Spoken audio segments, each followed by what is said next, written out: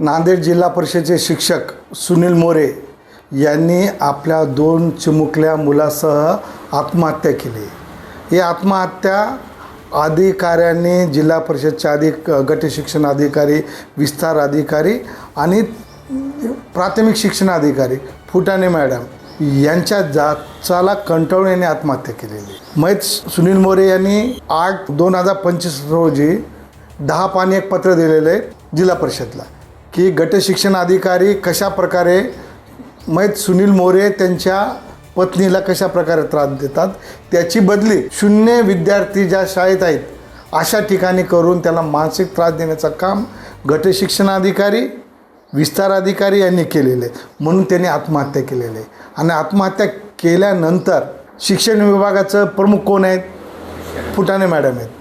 फुटाणे मॅडमचं कर्तव्य आहे की नांदेडला रुजू झाल्यापासून ज्या शिक्षणाच्या तक्रारी आहेत, ज्या गट शिक्षणाधिकारी तक्रारीच्या त्या तक्रारीचं समाधान करायला पाहिजे।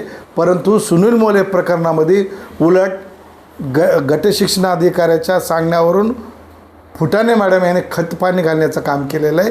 म्हणून आमचं म्हणणं आहे की सुनील मोरे आत्महत्या प्रकरणी प्राथमिक शिक्षण अधिकारी फुटाणे मॅडमला सहआरोपी करून त्यांना निलंबित करण्याची मागणी आम्ही शिक्षण संचालक गोसावी साहेब, उपसंचालक मठपती साहेब आणि नांदेडचे कर्तव्यदक्ष कार्यकारी अधिकारी महेश पाटील साहेब यांना प्रत्यक्ष भेटून आम्ही निवेदन दिलेले आहे। आणि 15 दिवसात जर फुटाणे मॅडमला जर कारवाई झाल्यानंतर शिवसेना तीव्र आंदोलन करेल। शिक्षण खात्यामध्ये अनागोंदी कारभार प्राथमिक शिक्षण अधिकारी फुटाणे मॅडमच्या कार्यपद्धतीमुळे निर्माण झालेलं आहे।